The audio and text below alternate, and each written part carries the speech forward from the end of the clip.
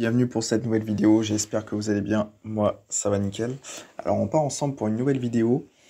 Ce que je me demandais c'est, après l'Ukraine, est-ce le tour de la Lituanie?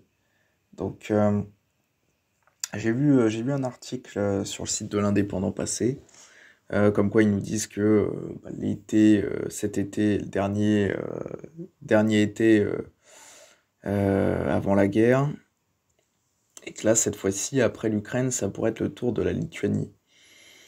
Bon, après, venant de journaux français, bon, c'est quand même beaucoup de la désinformation, donc c'est très certainement pour faire monter la peur, mais quand même, j'ai envie quand même de lire cet article, et on va le voir ça ensemble.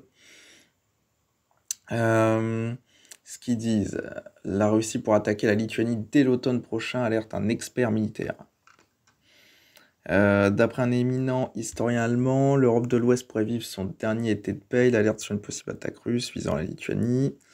Euh, Ils disent que la menace est grande, blablabla. Bon, un exercice militaire au cœur des inquiétudes. Il pointe du doigt un élément particulièrement préoccupant, l'annonce d'un exercice militaire d'envergure en Biélorussie. La Biélorussie, c'est un pays allié à la Russie.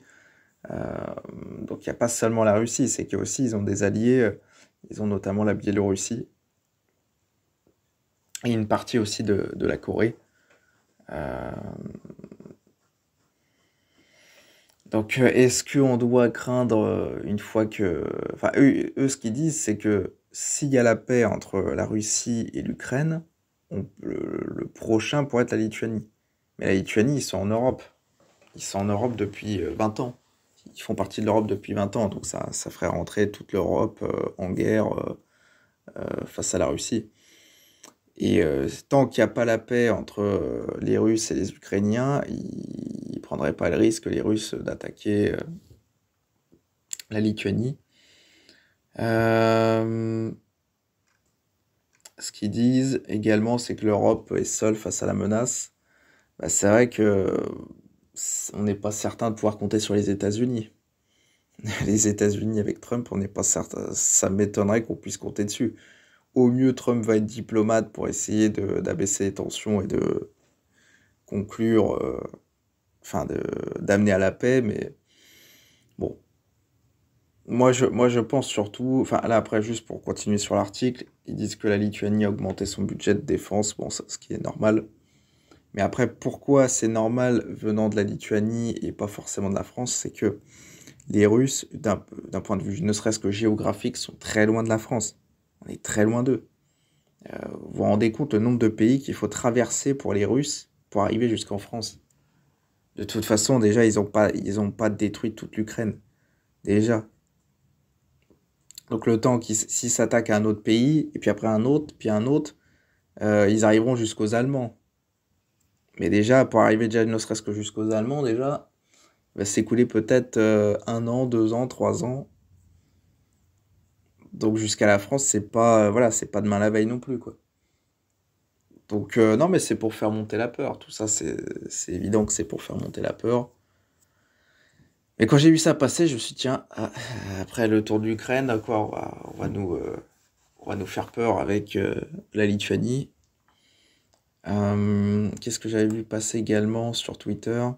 Ah oui, ça m'avait quand même alerté, comme quoi il y a eu un centre commercial Ikea en Lituanie qui aurait été incendié par des Russes, des agents, voilà, des agents russes.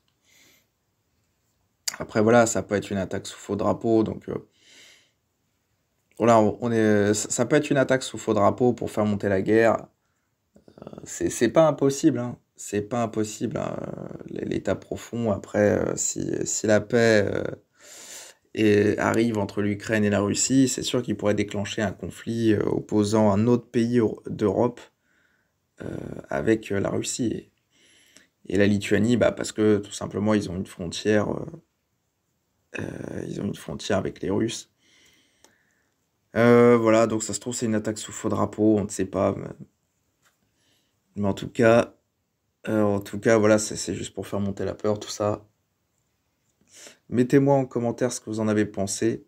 Voilà, donnez-moi votre avis en commentaire. Mettez un like, c'est très important, hein, je vous le dis, hein, mais c'est vrai que sur chaque vidéo, c'est extrêmement important. J'ai besoin de votre soutien pour que les vidéos soient vues par un bien plus grand nombre et pour me donner la force de continuer. Sur ce, je vous dis ciao ciao pour une nouvelle vidéo.